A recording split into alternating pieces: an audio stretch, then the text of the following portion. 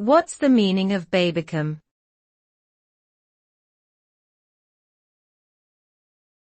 Babycham.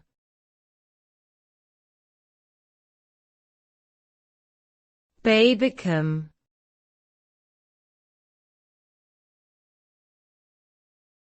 Babycham.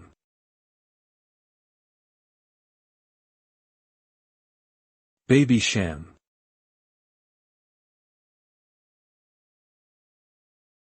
Babycham is a brand of sparkling perry, which is a type of alcoholic beverage made from fermented pears.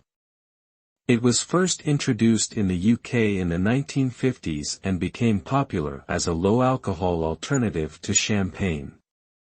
The name Babycham is a play on words, blending baby and champagne to create a cute and memorable brand name.